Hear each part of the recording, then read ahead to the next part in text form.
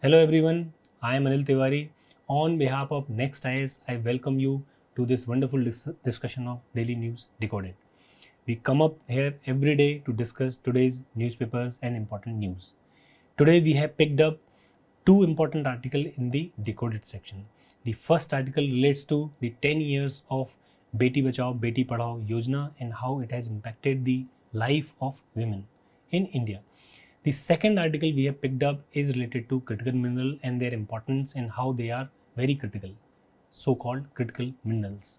And further, we have three articles in your explained section as usual. So tune in. We will discuss the first article shortly. So today's first article is related to Beti Bachao, Beti Padhao mission. Here I'll ask a question first to gain your interest and attention. Tell me, when do we celebrate International Girl Child Day? Because it is related to this scheme, very deeply related. Because on that day, our Prime Minister Narendra Modi thought about, or let's say, expressed his desire to establish such a big program, that is Beti Bachao, Beti Padhao. And later on 22nd January 2015, this scheme was launched. So it has been 10 years since this scheme has launched. So we are discussing this scheme, and in this article what I will try to do is that I will try to paint a picture, taking certain factors into my consideration. The picture will show what kind of situation we had regarding women 10 years ago, and then we will discuss this scheme, what it has at its targets, and what did government do overall, what they were thinking to do of doing, and then we will see what kind of data we see in mainly in National Family Health Survey 5, this 2019-21 survey. So we will do this comparative analysis 10 years ago in present time. So we have seen there has been an article in the Hindu, and the backdrop is that I have discussed that 10 years have been completed. Now this topic of women issue comes in GS1 and 2 both, because this is a scheme, so it comes in GS2. Vulnerable section are also there in GS2, and in GS1 we have women and related issues. There have been many previously asked previous year questions in this section. Some of these questions I can read, like, why do some of the most prosperous regions in India have an adverse sex ratio for women? Give your argument. This is particularly related to states like Haryana, where at that time, presently Haryana has done really a wonderful job by improving the child sex ratio or sex ratio in for that matter. But at that time it was a very major issue that it was a prosperous region but had an adverse child sex ratio. One important and interesting thing which I will tell you, that usually the rural area, they have better sex ratio. They have and there is one more phenomenon, that tribal society in India, they have better rights for women. They have better representation. Many tribal societies are matriarchal, and they have more freedom, and they don't have rigid rule of who will work for what. I'll give you an example. Among Todas in Karnataka, the male has responsibility to do the house chores. Everything in the house, maybe rearing cattle, bringing the milk, then boiling it, and then making other stuff from that milk, all done by male members of the community.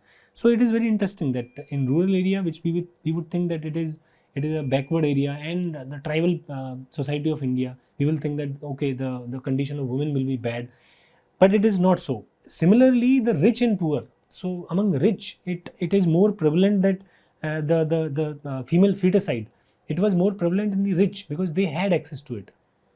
Okay, so it is very important that we look at this data and see the picture completely. Now in this topic, we will be discussing this article in very detail, and we will see why was it in news. We have already discussed. We will see the status of women, as I said just now. We will see education, health, economic, and leadership and politics data, so that we can establish what kind of situation women are in. Then we will see the background of the scheme, then the scheme itself, that is Beti Bachao, Beti Padhao scheme. Then we will see what were the objectives, components, and achievements of this scheme. Then we will jump on to see if there any scope for improvement, and then we will see what way forward lies ahead. So first and foremost, what was the status of women at that time? So when we talk about women and health, then we will consider certain parameters. So these parameters are like sex ratio, child sex ratio. All right. Then we will talk about institutional deliveries. Then we will talk about maternal mortality rate. Then we will talk about infant mortality rate. Okay, all these things. Apart from this, we will also talk about, because major development had taken place in access to toilet. This is all health related data. So at that time the sex ratio was around 943 and the child sex ratio was around 919. I think this is 2011 census data. Then institutional delivery, this scheme came in the prelims exam, the Janani Suraksha Yojana. So it has worked really well. So all these yojanas, all these schemes come under this Beti Bachao Beti Padhao scheme only, and the institutional deliveries were happening around 79 to 80% deliveries were happening in institutions. The maternal mortality rate and the infant mortality rate. First, let me discuss the definition of it. So maternal mortality rate, meaning how many mothers die giving birth.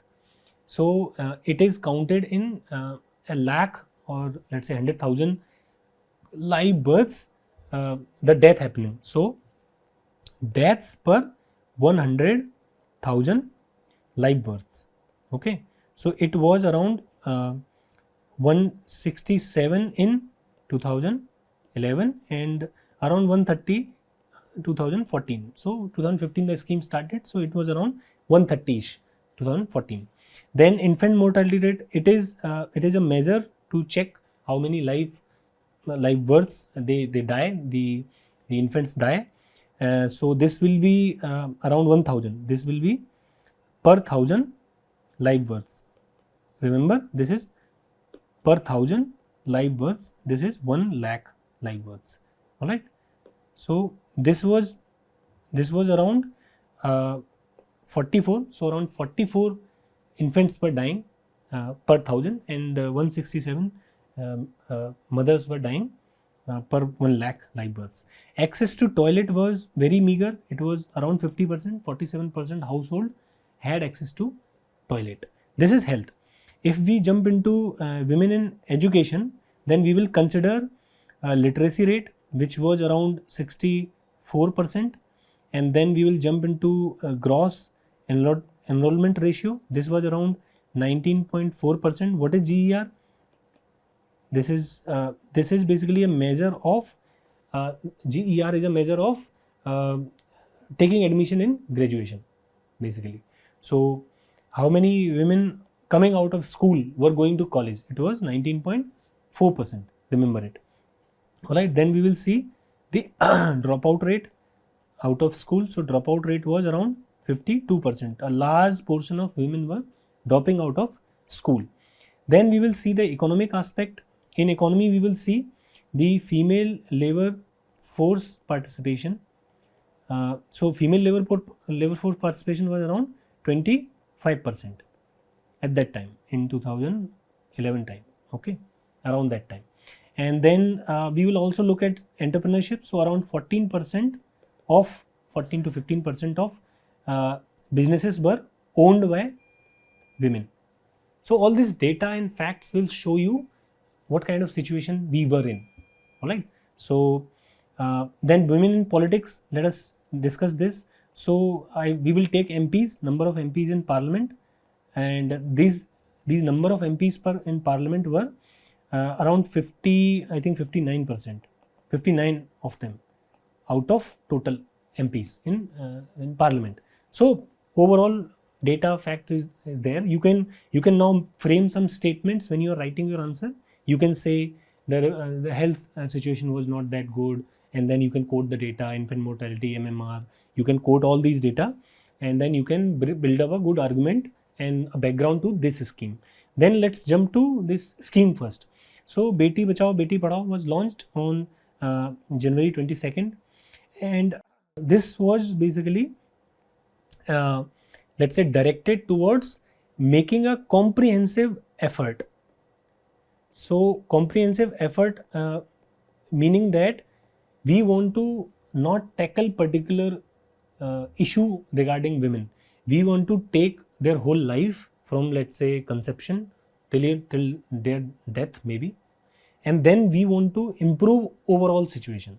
So we will focus on school retention, we will focus on uh, prohibiting the fetus infanticide, then we will focus on banning the early child marriage, or teenage pregnancy, or let's say nutritional well-being, and then we will try to motivate them towards higher education, we will try to motivate them towards STEM, then we will try to break the glass ceiling, equal wage we will try to do, the age of marriage we will try to improve. So overall life we wanted to improve. So Beti Bachao Beti Padhao scheme is a comprehensive effort to improve, to make women empowered and make them safe and make them become fully developed, to realize their full potential.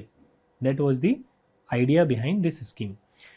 Further, so that is why we needed many ministries. So there were collaboration among ministries, namely like Women and Child Development, Ministry of Health and Family Welfare, Ministry of Education, other ministries also. My Ministry of Minority Affairs, that was also involved. So any ministry, if needed help, they were involved. Majorly these ministry, you remember that collaborative effort was there. Then later on there is this Mission Shakti was launched. Mission Shakti basically had many components, and it tried to basically fast track the women's safety and women empowerment, both women's safety and women empowerment. It has two components, that is Sambal and second was Samarthya.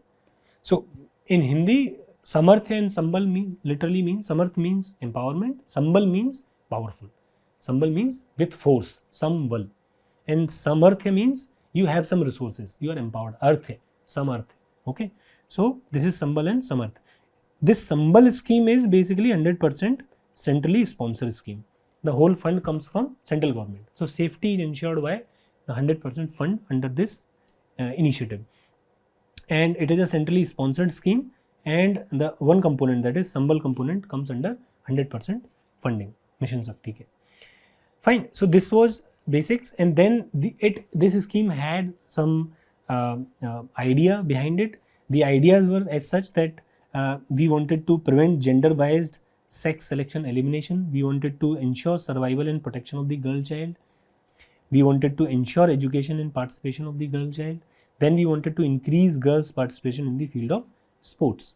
Beti Bachao, if you can understand now, and Beti Padhao, two components. So you can break down into four, Beti Bachao and Beti Padhao. Moving ahead, there were specific targets also. These targets were as follows, I will discuss them quickly. So we wanted to increase the sex ratio at birth by 2 points per year. Then we wanted to improve the percentage of institutional deliveries, that is delivery in a hospital, to 95%, and we wanted to sustain it and go beyond it. Further, we wanted to increase 1% in first trimester ANC registration per year. What is ANC? Antenatal care. Basically, we wanted to, before, let's say, before the child is getting birth, antenatal, before that we wanted to registration. We wanted to increase it 1% every year. It is important because early detection, then vaccination, then maybe folic acid medicine delivery, maybe many other things. Institutionalization of the delivery can take place if you are registered in your first trimester. So all these things were important. That's why we incorporated all these targets. There was 1% increase in enrollment and secondary education level and skilling of women per year. Then to check dropout rate among girls at secondary and higher secondary level, we wanted to check that at a certain place. Then we wanted to raise awareness about safe menstrual hygiene management. So if you can remember, there was a movie, Padman. So this was an effort to make aware about people about the safe hygiene. If you go to movies right now also, then you will see an ad in which Akshay Kumar says about these sanitary pads. Moving ahead, what has been the achievements? That's very important to discuss now that we have discussed the scheme. So achievement we will look at through different data points. So sex ratio, if we talk about the latest National Family Health Survey, NFHS, this is very important for your exam because this will give you the latest data. Otherwise you will have to rely on different private reports maybe, or surveys, or maybe old data since census. So try focusing on these reports. National Family Health Survey, they are released periodically. So fifth report we have taken of 2019 and 21. It says that sex ratio was 1020 per thousand male. This is 1921. So it is an improvement. Institutional deliveries went from around 79% to how many? 88%. This was how much? This was earlier 943 or 919. Child sex ratio was 919. Sex ratio was 943. Now NFS 5 says that sex ratio has become 1020. MMR, maternal mortality rate, I have discussed earlier. Since 2014, 130 to 97. This has become 97. So 97 mothers, only 97 mothers die now. Earlier they were dying 167 in 2011, 130 in 2014. So now 97. We are coming down. Okay, so it is 97 now. I'll ask you a question. Which is one state, very peculiar fact. You have to tell the top state, the number one state in India in MMR, and why it is interesting. I'll tell you. There is a great temple celebrating motherhood. Okay, the ability of motherhood.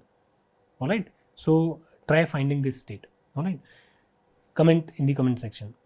Death per lakh live births. Access to toilet, if you talk about, then it has improved to 83%. How much it was? It was around 47%. This is a big jump from 47% to 83%.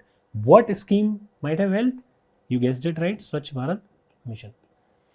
Then IMR, infant mortality rate became 28 from 44. This is a good achievement. 28 infants die now. Earlier they were dying 44. So it's an improvement. We will improve much further. Under 5 mortality, so declined by 75%. The global average is 60% of decline. So why it is important and what is the most effective means has been? This is the most effective thing. This institutional deliveries. So if institutional deliveries are done, then you get registered, you get monitored, the healthcare sector or healthcare department can reach out to you. That's how you prevent infant mortality, maternal mortality, you prevent, let's say, malnutrition, anemia, you prevent under 5 mortality also. All these things take place once institutionalization takes place. So it is important that you remember all this data to showcase how we have moved from that time period. Further, the women in education, if you look at, then the literacy rate is now 69% from 64%, 65% back in the day. Gross enrollment ratio we have discussed, it is now 28.5% from 19%. More women are taking college. Dropout rate, it is 16.88%, which is less than the dropout rate of boys of 17.21%. It was very high earlier and it is now lower than boys dropout ratio. Now women in polity, if you want to discuss, then women MPs, earlier they were around 59, now they are 78, 2019-24 session. Further, approximately 10,000 women from officer are serving in the armed forces also. It is very important. Why I mentioned the armed forces? Because armed forces are the most restricted area for women earlier. Now they are representing 10,000 strong. They will improve much further. They will become inspiration for others. Definitely. Women in economy. Then take a look at female labor force participation. So female worker who is willing to work and getting work, that is labor force participation ratio. In 2023-24, the female labor force participation rate rose to 41.7%. That is very important because it was very low. It was around 25%. If you remember the data in earlier slide, female entrepreneurs, approximately 20% of Indian women are MSME owners and contribute to over 23.3% of labor force, according to report by IBEF. It is very important because only 14% to 15% women owned enterprises earlier. I'll give you much more data. Like in this infographic, if you can look at, there are 30 crore beneficiaries under Jan Dhan Yojana, where accounts are created. Then there are they call Lakhpati Didi. There is one scheme called Lakhpati Didi. There are many schemes. I am talking only about a few. Lakhpati Didi. There are 1 crore women who have become Lakhpati. A year 1 lakh they are earning, and 3 crore are potentially going towards it. So economically they have improved a lot. Politically they have improved. Other things combined. So this is how it has changed the situation of women in India. Always talk with data. I will give you a suggestion that mention data, and then you can frame your arguments as many very easily. Now, is there a scope for improvement? Yes, definitely. There is always scope for improvement. What scope for improvement is there? So if you look at anemia among women, then anemia is very prevalent in India. Around 57% women in the age of 15 to 49, they face anemic situation, and this was only 53 in back in the day, NFHS 4 I think, and this is NFHS 5. So it has increased. This is a cause of concern. We need to arrest it, the anemia. Then issue of domestic violence. Around 32% women who have ever been married, they reported that they had some form of violence, emotional, physical, any form of violence. 32% women reported. Then declining mental health. Similar number, 30% of women are reporting that they are facing depression and anxiety because of domestic violence.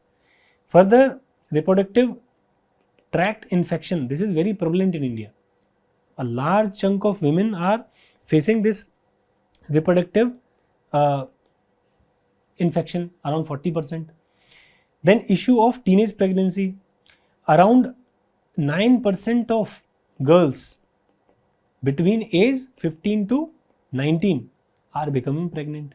It is alarming. Why? Because there is 3 times more chance of them dying because of pregnancy.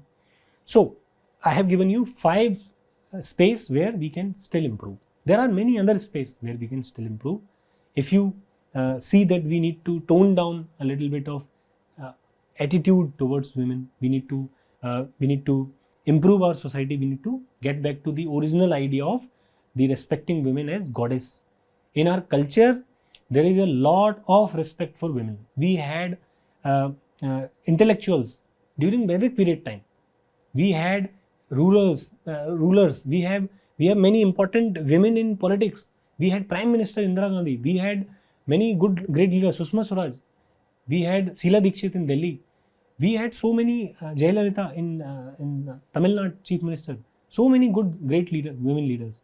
We need to make more such examples. We need to improve our society, and that's where I will talk about way forward. So these terms I have picked up from different speeches and different articles. So we have to change this attitude from burden to blessings. You can conclude here. Then every girl is a gift to the nation. Prime Minister Modi has said this. Then not just building schools but breaking barriers. It is not enough that we Beti Bachao, Beti Padhao. This is not enough. We have to let them go to their full potential. There has to be a breakdown of glass ceilings. There has to be a filling of gap of in the equal pay section. We have to pay them equally. We have to open up the political powerful positions for them to rule. I don't remember who said it, but it is said that if women were ruling this world, there wouldn't have been any war. It is very true, because by the nature, given by the nature, they are very good managers of life, because they have the right over creating of life. So It will be a wonderful thing. And on that note, I will ask you to attempt these 2 questions, and let us discuss the next article. So the next article in our decoded section is on India's critical mineral push. So we all are using mobile phones, we all want to drive electric vehicle, and we care about environment. What is the most important component in all these aspirations or desires? These are called minerals, critical minerals. These minerals are called critical because not because they are not found. It's not like that. It's like they are very key to the modern requirements of humanity. Modern requirements of humanity. And in part they are very difficult to extract, or they are found at very difficult place, and they need a lot of investment to get them out. And apart from that, only a few country has ability to supply certain critical minerals. So the word critical is very subjective. It differs from country to country. So this article at the start of it, in the first paragraph, tries to explain this point only, that criticality of any mineral is very subjective to any country. In India, we have a list of critical mineral. I will show you that. But China also has one. US also has one. Many other countries have a critical or strategic mineral, or some name, by some name, depending on their relation with the country which is supplying all these minerals. So for India, almost all the minerals we have to acquire from China mostly, and then some from Africa, some from South America. Certain things we can explore on our own. So this article is very important in this regard. So keeping that in mind, let's jump into this article. So the backdrop is our focus on critical mineral reserves, and our focus on extracting them, becoming Atmanirbhar in that. And the relevance is GS 2 and 3. In 2, effect of policies and programs of developing and developed countries on India. And then in GS 3, we have resource mobilization as a topic. So previously, it is very important for UPSC and us also to understand a little bit about resources. Usually UPSC focuses on water as a resource, but otherwise also this mineral oil was asked. But on the topic of mineral, it is very important that we understand from where we are getting the minerals, and how we are distributing them, how we are using them efficiently, and on not only that, how we are acquiring or exploring our own country. So first and foremost, critical minerals are those minerals which are essential for economic development and national security. The lack of availability of these minerals, even concentration of or existence, extraction or processing of these minerals in few geographical locations may lead to supply chain vulnerability and disruptions. So basic idea is that these are very critical, not just because they are important for economy and security, but also their supply chain is very sophisticated, multi-dependent, globalized supply chain. Moving ahead, if I can show you a list, then this is the list. Our ministry has released this list of 30 minerals, and you can read through them, remember them. And in prelims, UPSC has asked question last year also about cobalt, I believe, and earlier also UPSC has asked questions, and it basically asks which country is producing this mineral most, how, from which country we are importing the most. So all these factors about production, export, import, you should keep in mind. All right, and especially for some important minerals like copper, cobalt, and then molybdenum, defense sector, very important. Molybdenum, lithium, very important. Tungsten, very important. All these very famous, slightly famous. Silicon, this is very famous. Recently, we have started one plant in, I think, Assam, and we are starting many more plants for semiconductor development. And for semiconductor development from scratch, we need a lot of silicon. So that's also a critical mineral. Now let us discuss why they are important, because UPSC mains, this will definitely show up there. Why critical minerals are important? The very first thing, that they are at the foundation of modern technology. Modern technology meaning all things are digital now, and everything digital requires critical mineral. For example, silicon in electronics and semiconductor majorly produced in China. You know that China, we are dependent on China. Now, key component of the future energy transition in light of the climate change. So, climate change is happening. Why? Because carbon is getting released in the environment. What we need to do? We need to reduce carbon burning. We produce energy using carbon, so we want to reduce it. We want to make energy through solar panels. There, critical minerals are needed. We need to create energy from wind turbines. They use critical minerals. We need batteries to store that energy. We need critical minerals. So all things related to climate change and energy transition will come from critical mineral. Important for national security. Why it is important for national security? Because as I told, rare earth mineral neodymium, they are used in defense sector to produce defense equipments. And remember, everywhere you will see what? China. Who is our enemy? China. Who is trying to sabotage many things related to Indian development?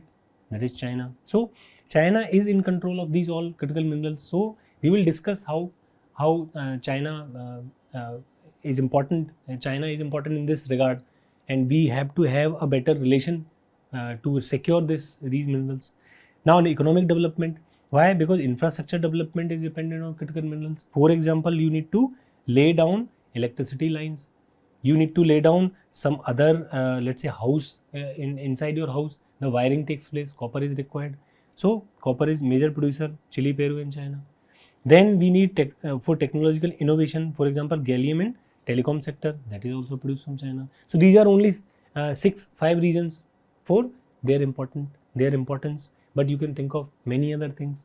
Anything that is required in this current day and age for producing anything, you need critical mineral.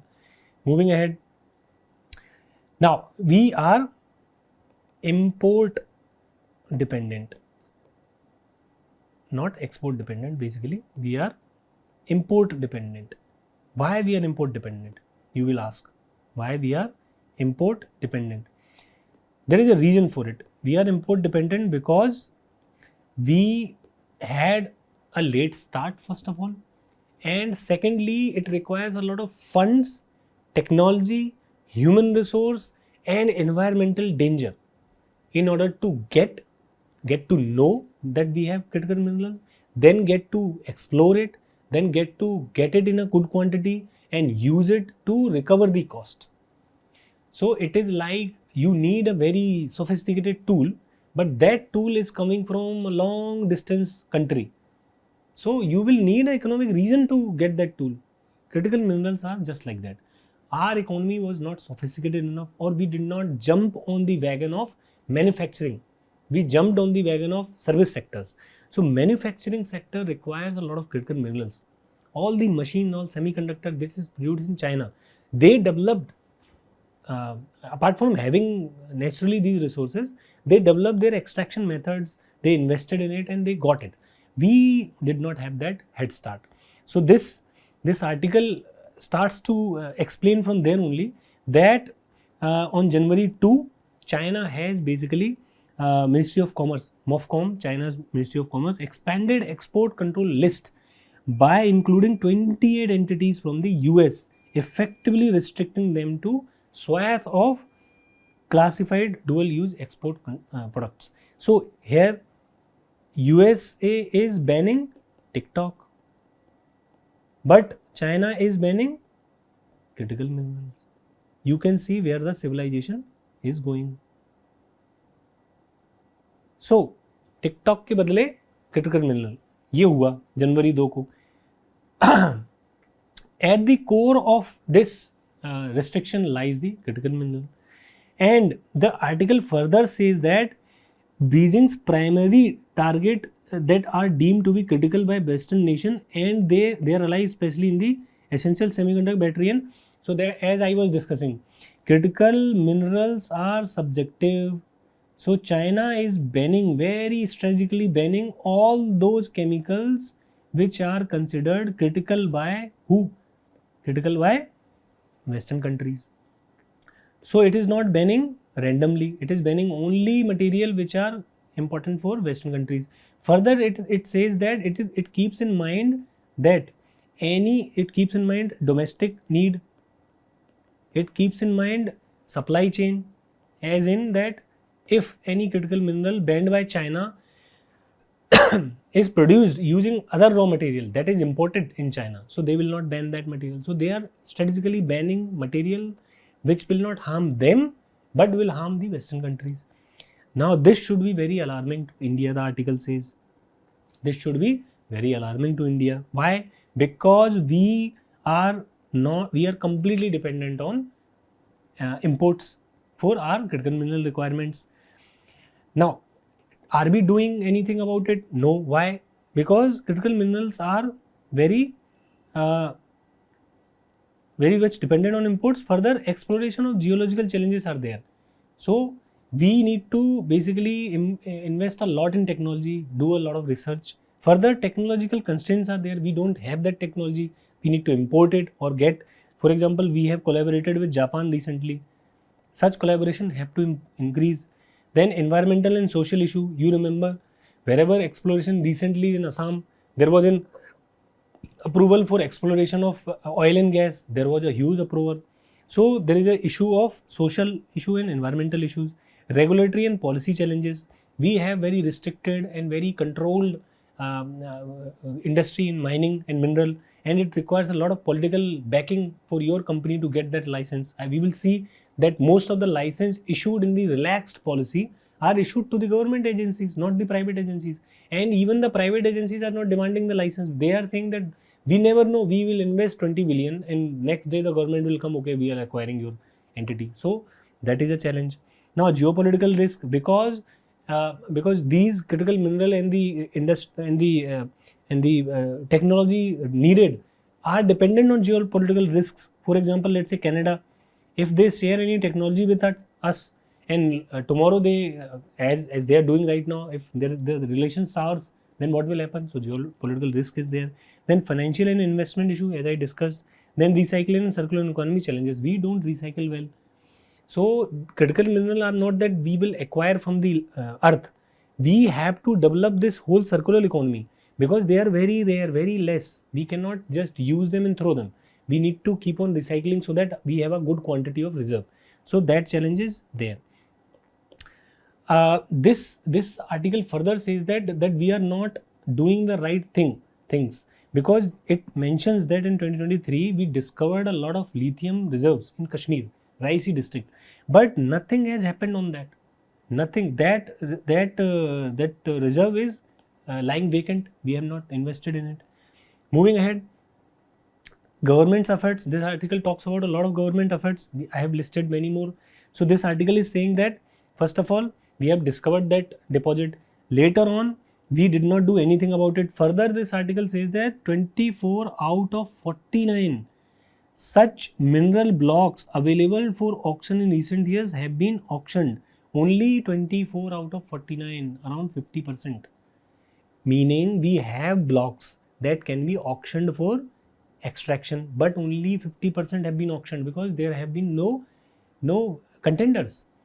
Moving ahead, so they are saying that government negligence is not there. They are saying that over last 3 years, the union government has introduced measures to spur activity in the critical mineral. It is talking about government efforts in the positive direction. The Ministry of Mines identified 30 critical mineral that are deemed essential for national security. Good things which I have discussed. And before that, the union government set up a designated body, that is KABIL, Khanij Videsh Limited India, which has been tasked with obtaining overseas investment in a critical minerals such as lithium and cobalt. So KABIL, there is a limited established by government to seek investment for investing in critical mineral exploration. Parliament passed the Mines and Mineral Development and Regulation Amendment Act 2023. This act relaxed the provisions so that private member can participate. Lifting restrictive classification on some rare earth elements that used to be considered atomic minerals. These reforms theoretically opened the door for greater private partnership and technology transfer, but this article says that it did not work. All these efforts did not work. So the key highlight of 2023 amendment is the introduction of exploration license, devised to attract specialized resource exploration agencies, including foreign companies, to survey potentially rich but geologically challenged deposits instead of having to commit to basically this article is saying that we have reformed 2023 amendment through 2023 amendment, but the private players are not ready to come. So legal challenges are there, legal and policy challenges are there, but the social and environmental challenges are bigger. They are not allowing outside people to come and explore in India. The political situation, imagine some foreign company coming to India, exploring some mineral resource, establishing a mine and then exploring it, destroying a lot of environment. The political approval will be such that they will go away, they will run away the second day. So that is an issue. Then reconnaissance perspective loan, the law also promised to reimburse 50% of the exploration expenditure once mining begins, aiming to de-risk the exploration. So 50% पैसा वापस कर देंगे एक बार mining चालू हो जाए, exploration में जो पैसा लगेगा उसका 50% वापस कर देंगे, but that did not attract people. Further this article also says that licenses for minerals such as lithium, rare earth element and graphite have been cleared, but mostly given to public sector firms, so private sector is not participating. Then foreign participation is sparse and downstream mining license and other things. So foreign investment is not there. This article basically sums it up. It says that our ecosystem is not at par with international standards. So this article is saying that our mining sector is not being is open now, but the foreign investors are not coming because our mining sector has not developed to that maturity that they will come and they will explore. That is the basic idea of this article. Further, other initiatives are like which I have told, critical mineral mission. I think I'm yet to explain this. In the budget 2024-25, it was mentioned to boost India's security in regarding critical minerals. Then mineral security partnership, this was signed to basically secure supply chain. Then amendment to MMDR Act 57, we have discussed private sector participation funded by National Mineral Exploration Trust. So there have been certain private sector entities basically enlisted by the government, and they will explore getting fund from this trust. India Australia comprehensive economic cooperation agreement. In this, these two countries basically agreed to cooperate on critical mineral exploration. What is the way ahead? This article talks about that fiscal incentives should be provided. Fiscal incentive, what is fiscal incentive? And that is lump sum should be provided. Why? Because this is working in semiconductor industry. So basically in semiconductor industry, government is trying this method where they will give you money uphand to develop this high cost industry. Basically mineral exploration is also high cost. So that is one of the way forward that this article explains. So that's how this article tries to solve this problem, and it says that there have been downstream mining, exploration, sales and export problems, and they will be solved eventually. Alright, so after discussing this, try attempting this question, and after this article we will jump into our prelim section, that is simplified section. So the first article in simplified section today is whips to legislatures, and this whip word is often in news, and I'll ask you what do you remember, what do you associate whip with, this word, and that meaning will make you clear. That meaning will give you this idea about what am I talking about. So our Vice President basically Jagdeep Dhankar questioned the need for parties to issue whips to legislature. In India, let me jump to the whip. First, look at the syllabus in Indian polity in Parliament chapter. This will come the whip, and in explained section we will look at it. So what is whip? First and foremost, it is an instruction issued by the political party to its members, basically that are part of the legislature, to come and present and vote on a important business in the legislature. And it finds its origin in the British practice of whipping in, that is putting the member of parliament in line with the party's line. So it also acts as a link between leader of the house and the members of the ruling party. And then the appointment, it takes place inside each and every party. Usually the senior most legislature issues the whips. There is no constitutional backing to it. There is nothing mentioned in the constitution, and there is no mention in the house rules of the house also, but it is just a convention. But it is very important because it can basically lead to disqualification also. We'll see. So what is the primary purpose of the whip? There are several primary purposes. One, we saw that it acts as a link between the leader of the house and the members. Further, it ensures attendance. Yes, for example, recently BJP issued a whip for member of parliament to be present on important bill recently passed. So that's ensure attendance.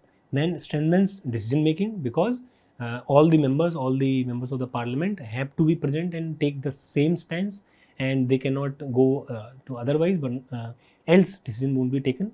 And compliance monitoring, so the party can monitor who has voted, who has been absent, who has not been absent, and they can monitor compliance. It prevents fragmentation, the decision is taken in a unified manner. And party discipline, and whips can be used to discipline party members, because there are different types of whips, and one whip can lead to some disciplinary action, other can lead to disqualification also. So there is one line whip, easy peasy. It's basically to ask the member to come, and if they choose to not come, then there is no issue. And two line whip, here the member has to come, but they can vote anyway. They have a choice to vote whatever way they want, but they have to come. In the three line whip, they have to come, they have to vote, and they have to vote in a certain line too.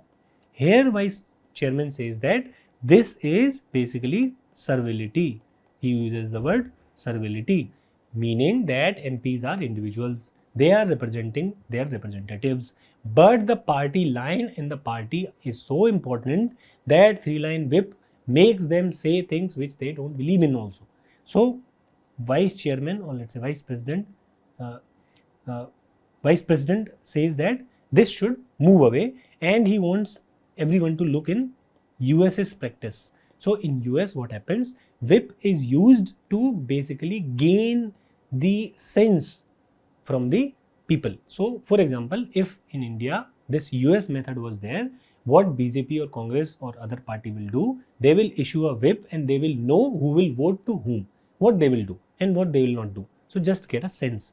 He also talks about persuasion and democracy. So basically he is saying that there is no persuasion and there is no democracy in the practice of whip, because whip basically makes you not think, and democracy is all about thinking and putting an opinion out. So that is how the vice president is talking about whips, and he is urging people to move away from this practice. There are certain Supreme Court cases regarding whip and the provision of whip. So very easy. In these three cases, certain things happened. In Kohoto Holoan, basically, whip was considered as constitutional mean.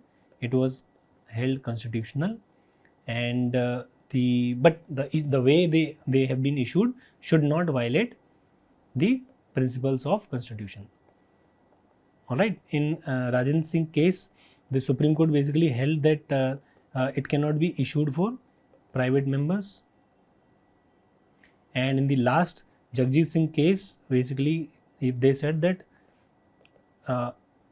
it comes under judicial review. So it cannot be issued for private member, and whip comes under judicial review. All right. So moving ahead, what is the relation between anti-defection law and whip? So basically it is a simple relation that whip can be used as ground for disqualification, and the final say lies with the speaker and the chairman of the Rajya Sabha, speaker of the Lok Sabha. Try solving this question. This is basically whip is responsible for party's discipline and behavior in the House of Legislature. You have to find what is correct in these four statements. So the next article is related to National Health Mission. We have picked this article in your simplified section because some data has come up, but I'll not suggest you to restrict it to prelims centric mode. I will want you to use this data in your mains examination, because every year there is a question from health sector, and this data can be very useful for you. So the news is that government has released assessment report of National Health Mission dated 2021-24. So it's the latest data. Earlier we have discussed one article on this Beti Bachao, Beti Padhao scheme, and that scheme can also be looked through this data, because it has some health related data, and this will come under GS2 Government Policies and Intervention section of your syllabus. And first and foremost, let me talk a little bit about National Health Mission. So definitely it's a big mission regarding health. So it will have a lot of components, because it's a national health mission. So it tries to universalize the access to health, and it tries to do it equitably. Affordability, it tries to increase it, because we have a lot of out of pocket expenditure. So it focuses on that.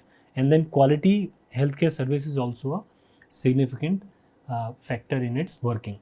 So at the one hand, it tries to improve the quality. On the other hand, it tries to make it affordable and equitable, accessible to all also. Everything comes under National Health Mission. The National Health Mission seeks to ensure the achievement of the following indicators. So just like Ladli Behna, just like Beti Bachao, Beti Padhao Yojana, this also has some targets in front of it. The first target is the reduction of MMR to 87. You should remember what we were talking about just some moments ago. What was the data for MMR, which I had talked about? So you must tell me. It was around 97. Earlier it was 167. Then it became 130. Then it became 97. Now National Health Mission is targeting to 87. Reduce infant mortality rate to 22 per 1000. 22 to per 1000. So it was earlier 44. Then how much it happened? 44 to when we come, and now National Health Mission is saying that we will go to 22. It is trying to reduce TFR to 2.0. In the comment section, let me know what is replacement rate. What is replacement rate? Alright. So we are targeting TFR at 2.0.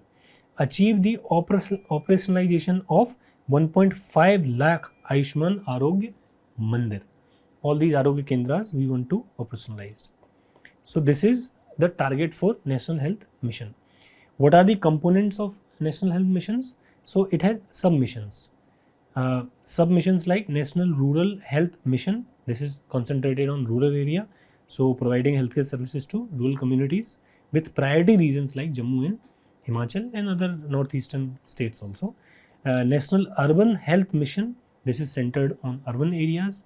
Affordable healthcare for urban residents, reducing out-of-pocket expenses. These are two components. What is the programmatic components? So it focuses on health system strengthening in rural and urban areas.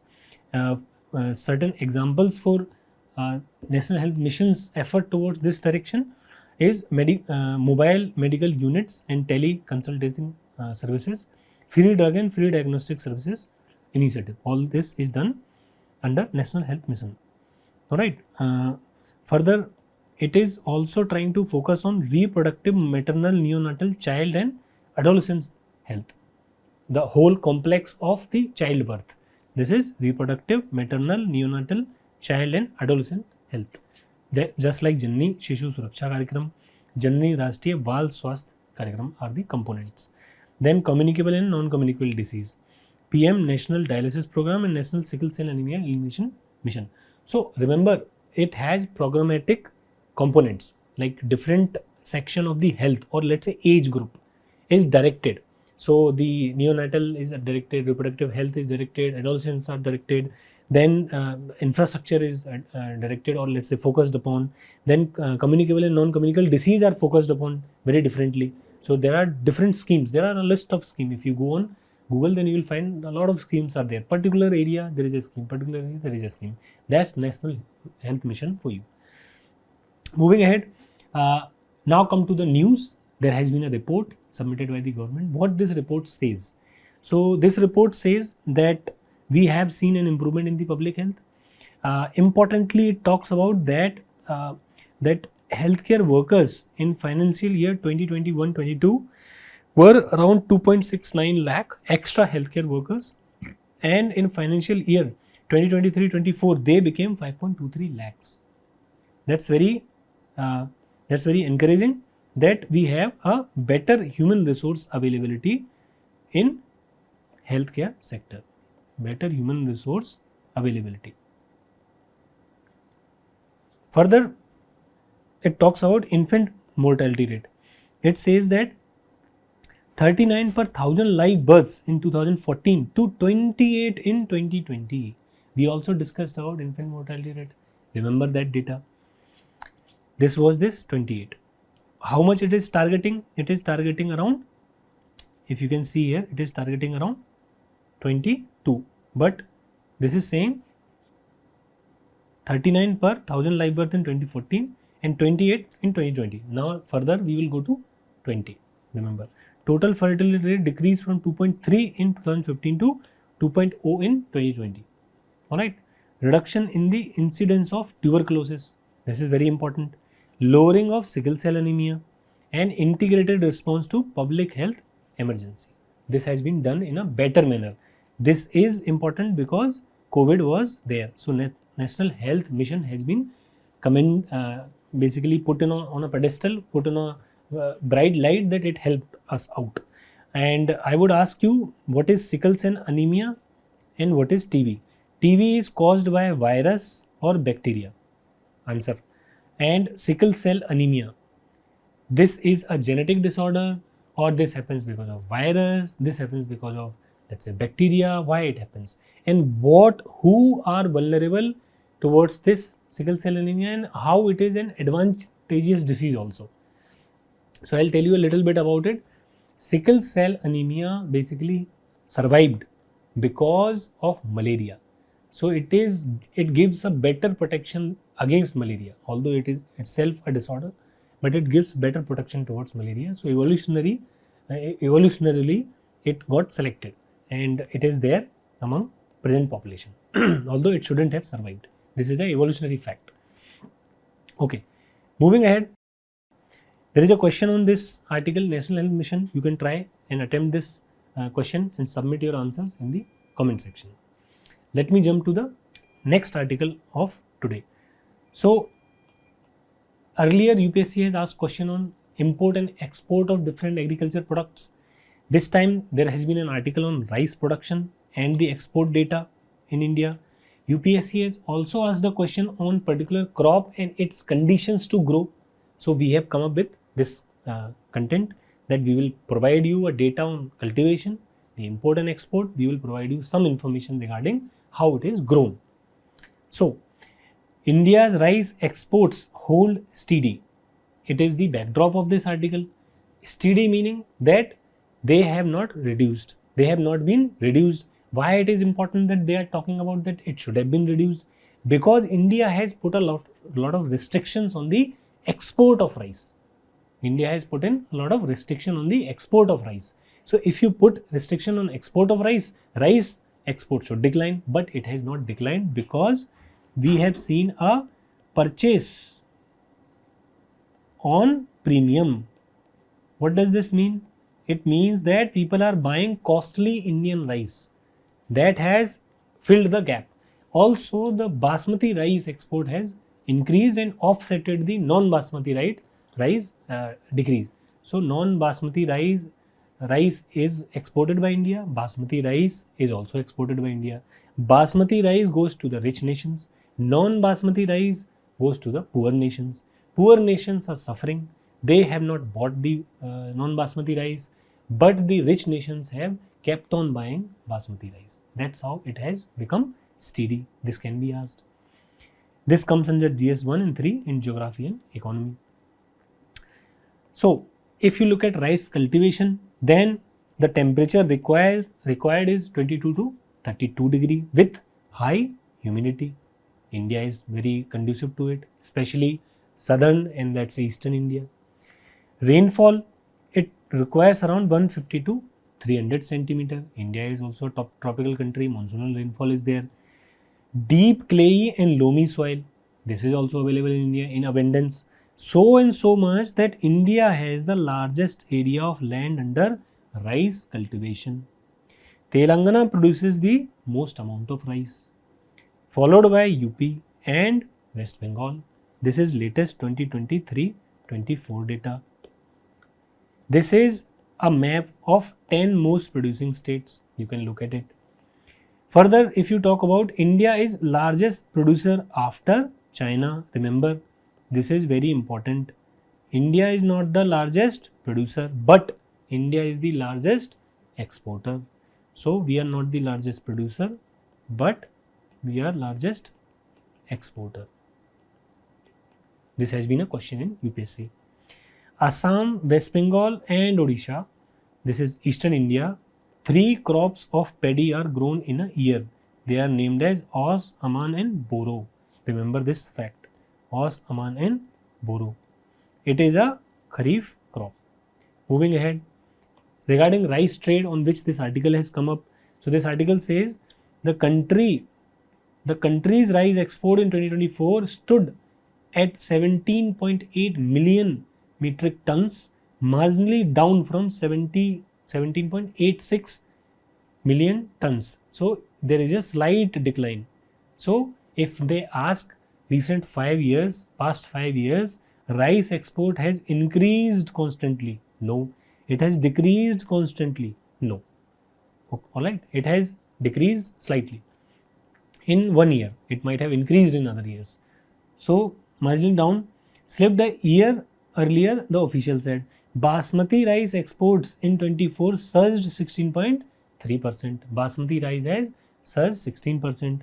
5.7 million tons as Saudi Arabia, Iraq, UAE, they increased buying despite jump in the price.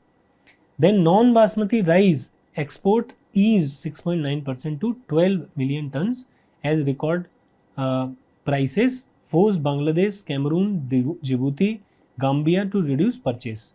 Remember, non-basmati rice export is more than basmati rice export. Non-basmati is more, but the rice in the basmati rice export is more. So rice in export, UPSC can confuse. Export in absolute terms, non-basmati is more. Rice in export is in basmati. So remember, this is basmati rice more than non-basmati rice. So remember, India is the largest exporter of rice globally. This is very important. Further, it says that it replaced Thailand in 2011-12. India is also the biggest exporter of basmati rice. Fine. The states like Punjab, Haryana and Western Uttar Pradesh produce the best qualities of basmati rice. The top countries to which India export basmati rice are Saudi Arabia, Iran, Iraq and Yemen. Remember this also. There is an organization, International Grain Organization, Grain Council. It is important, it has been asked. So it is an intergovernmental organization established in 1949, just after the World War. Headquartered in London, UK. Objective is to promote international cooperation in the areas of grain trade. It came in news because of Ukraine crisis, Ukraine war. There is a question for you. What is one commodity or one crop in which Ukraine is well known, or at least 2 commodities? Let me ask this way. There are 2 commodities for which Ukraine is very famous. Grains covered, it covers global market of wheat, maize, rice and other coarse grains like barley, sorghum and oats. Members, India is a member and parties to the Grain Trade Convention of 1995 are the members of International Grain Council. India is a member. Attempt this question. So, thank you for watching today's discussion on Daily News Decoded. Tuned in to Next IAS for the next sessions. I hope you like these videos.